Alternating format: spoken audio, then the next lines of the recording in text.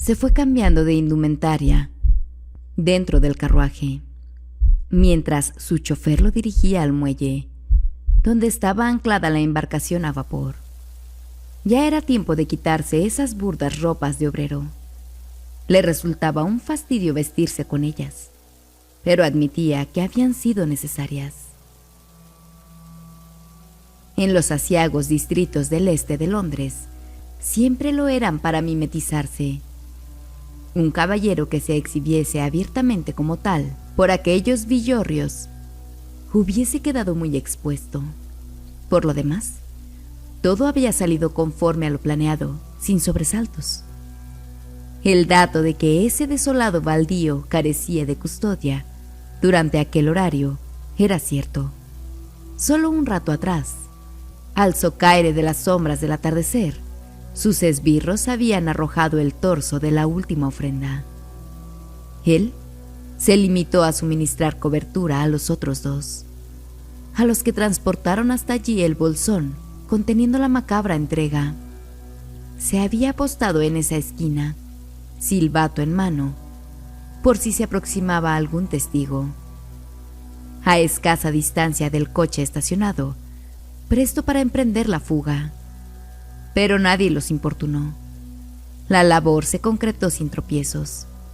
Los adeptos se escabulleron y segundos después, él ya ascendía al vehículo tirado por caballos que ahora lo trasladaba rumbo al Támesis. No tenía por qué arriesgarse en demasía.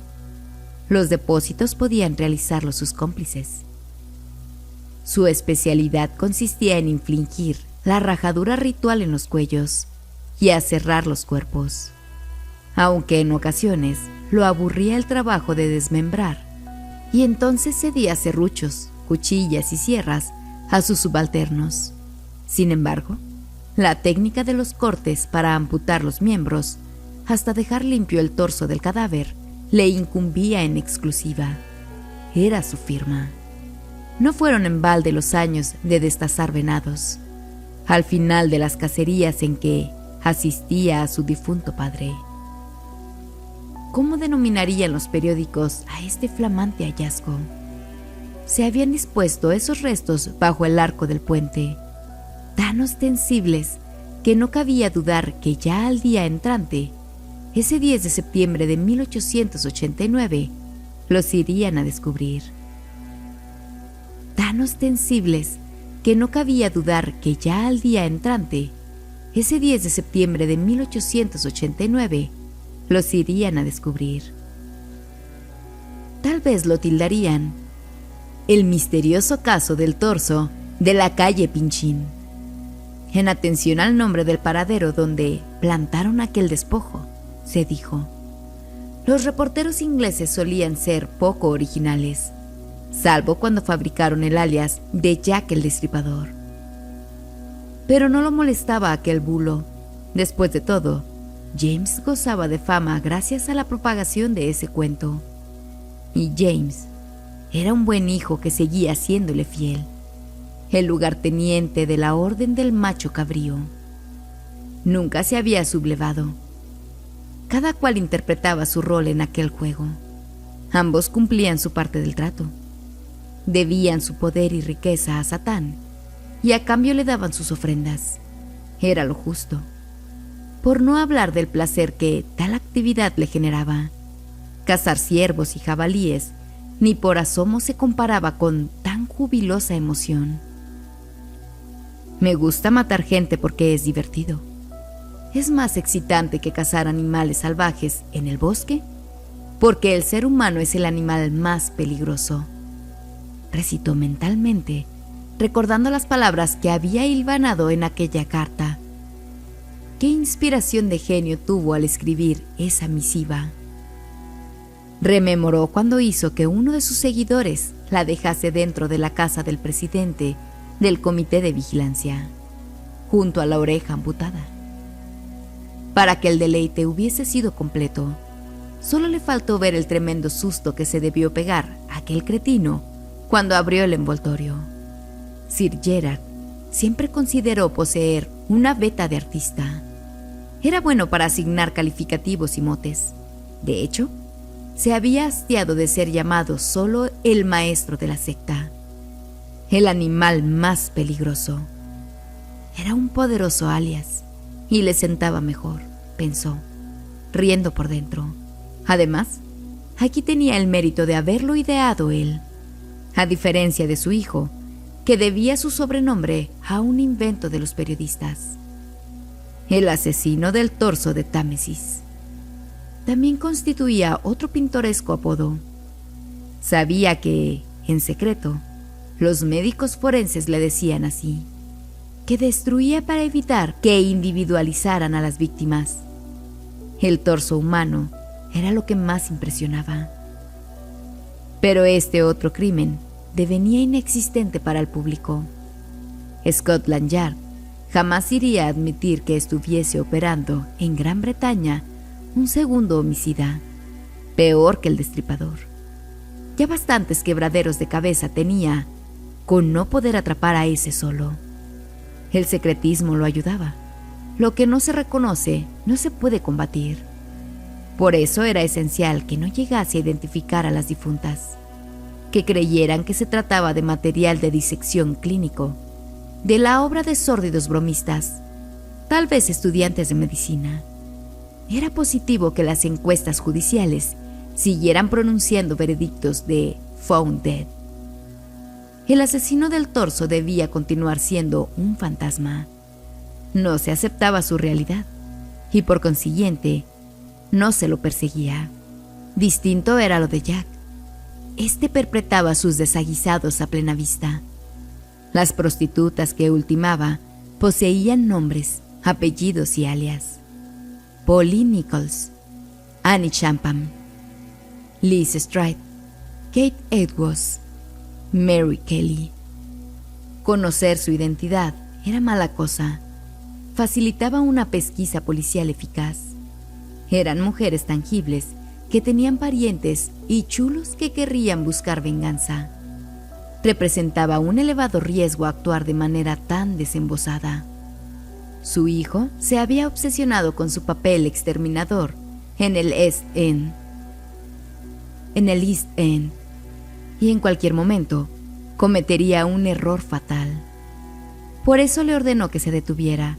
Después de traer el corazón de Jeanette Kelly para aquella ceremonia, lo conminó a que pusiera fin a su faena. Estaban aún tristes de agarrarlo. Si caía él, Scotland Yard iría enseguida por todos ellos y sería el fin de la orden del macho cabrío y de Sir Gerard. Vendría la vergüenza pública y después la horca. Y antes que ello ocurriera, él prefería suicidarse. Miró hacia el piso al costado de su asiento, mientras el carruaje traqueteaba. Dentro de la espaciosa valija guardaba los miembros no desechados en aquel baldío, piernas, brazos y cabeza. Habría que deshacerse de ellos a partir de esa noche. Debían botar algunos fragmentos humanos desde la borda y esparcir los restos tierra adentro. A todo esto, el viaje llegaba a su término. Estaba arribando a su destino. El cochero cómplice jaló de las bridas frenando el carro. Los esquinos relincharon. Desde su habitáculo, el pasajero recorrió la cortina de la ventanilla para contemplar el interior. Como telón de fondo, en medio de la penumbra, se distinguía la construcción en cierne del puente de la Torre de Londres. Más cerca, en un recodo del puerto, yacía amarrado ese solitario navío. Oteó con su catalejo hacia el casco, cuya vaga silueta se insinuaba entre el remaje de la ribera. Dirigió luego su visión a la quilla y los vislumbró moviéndose allá arriba, su hijo y el maquinista. ¿Por qué llevaban puestos aún los trajes rituales? ¿Por qué llevaban puestos aún los trajes rituales esos dos torpes? Se ufanaban vistiéndolos aun cuando no debían hacerlo. Al principio, el atuendo ceremonial exclusivamente lo lucía él, en su calidad de jefe supremo. A veces se lamentaba de haber autorizado que los compinches principales también empezaran a portar aquel ropaje. El morro en forma de ave carroñera que la mascarilla aparentaba producía horror a las víctimas. Cuando comprendió que el pavor se les tornaba más intenso si se veían rodeados por varios monstruos, así disfrazados, permitió a los otros lacayos ceñirse su mismo ornamento. Pero esa licencia no quitaba que se adoptasen las pertinentes precauciones. Por ejemplo, el uso de la contraseña a fin de ingresar al recinto del sacrificio o al buque, y también la destrucción total o el incendio de la edificación de madera una vez ejecutada la impía labor. Debía ir hacia su barco. Previo a abandonar el transporte, se quitó los zapatos de cabritilla, único lujo que esa vez se permitiese, y los reemplazó por botas de caucho. Se le mojarían los pies y se le ensuciarían con el lodo antes de poder penetrar en la embarcación. Colgó alrededor de su cuello el farol de ojo de buey para iluminar en la oscuridad y acomodó la daga dentro de su chaqueta. Con su mano diestra, prensó el asa de la gran valija que contenía los trozos de cadáver a esparcir por las márgenes del río y acarreó aquel voluminoso fardo. Se apeó del coche y despidió al chofer. Debía transitar esa distancia atravesando el follaje hasta alcanzar la orilla y abordar su nave. La escalerilla estaba dispuesta y por ella trepó. Escaló a la cubierta, dejó la maleta y volvió a encender la lámpara que había apagado, por cautela, al ingresar. Recorrió el interior y no tardó en percibir los 2 disfraces tendidos sobre el maderamen. Algo andaba mal. Unos metros más adelante, la escotilla abierta de la sala de máquinas. Su instinto le avisó que no debía llamar a su hijo y al timonel en voz alta. Antes tenía que indagar por sí mismo qué diantres pasaba allí. Palpó el arma blanca oculta entre sus ropas. También recogió una barra metálica que halló a su paso y la blandió con su mano hábil. A pesar de su corpulencia, descendió con sigilo, pisando muy suave los peldaños, cuidando de no hacer ruido. Una gran cerrazón opacaba aquel ambiente. Enfocó la tenue luz del farol hacia el extremo donde se instalaban las tuberías. Había oído un rumor provenir desde ese sector. Allí estaba un hombre agachado, de espaldas a él. Movía enérgicamente sus manos. Ataba a las cañerillas, valiéndose de una cuerda, las muñecas de otro sujeto. Aquel se hallaba exánime. Ahora su agresor le liaba ese bramante por los antebrazos contra la nuca. Se acercó conteniendo la respiración, en puntillas su enorme cuerpo. Al final, comprendió quién era el desmayado. Su hijo. El intruso debía ser un atracador, que tuvo el tupé de colarse dentro del barco para robar, y el idiota se dejó sorprender. ¿Y el maquinista? No había tiempo de pensar en eso. Sir Gerard se abalanzó contra el invasor, que se había incorporado y dado vuelta hacia él, percatándose por fin de su presencia. James en peligro, maniatado por ese puerco. Temblaba de rabia y odio. Atacó atizando con la barra de hierro. Su oponente esquivó el primer envite, pero resonó estrellándose contra la tubería. Eludió también un segundo aporreo, denotando una agilidad poco común, pero no pudo evitar recibir el tercer lance, que le golpeó de lleno en la cabeza. Cayó atontado. El impacto sufrido había sido brutal, su visión nublada, su conciencia que se extraviaba entre un remolino de dolor. En un gesto automático, quiso dirigir las palmas hacia su faz para protegerse. Fue inútil. Los músculos de sus brazos no le respondían. Se esforzó por levantarse.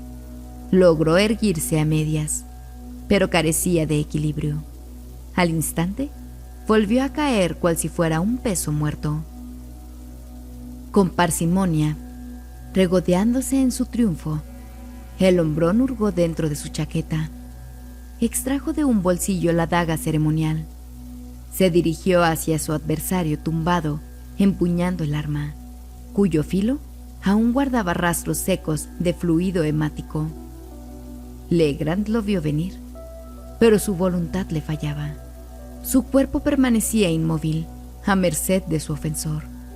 Un solo tajo y todo termina, se dijo aquel. Esta vez una víctima masculina para ofrendarle al gran Satán.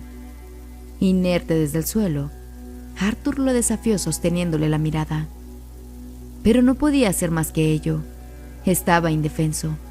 Sus brazos y sus piernas continuaban negándose a obedecerle.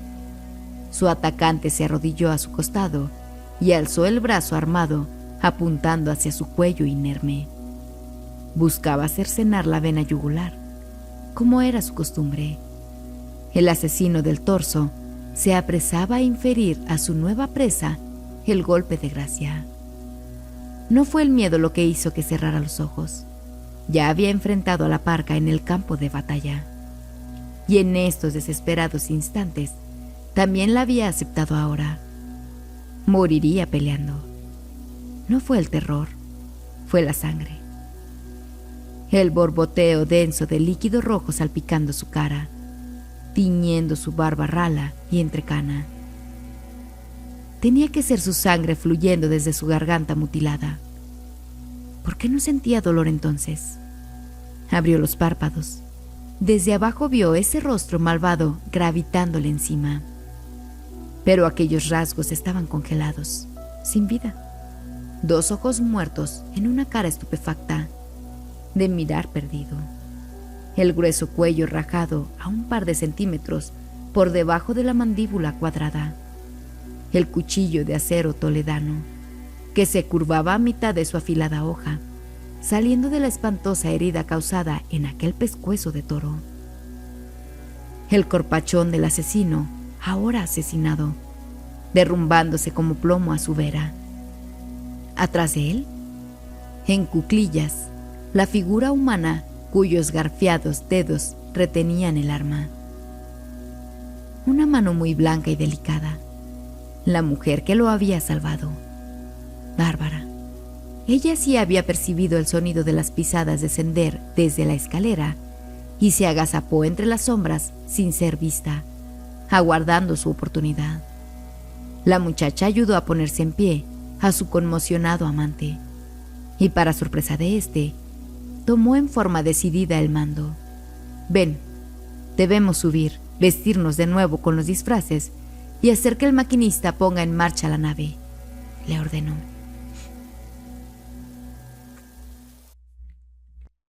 Gracias a los miembros del canal que hacen que este proyecto sea posible. Si aún no te unes, ¿qué esperas?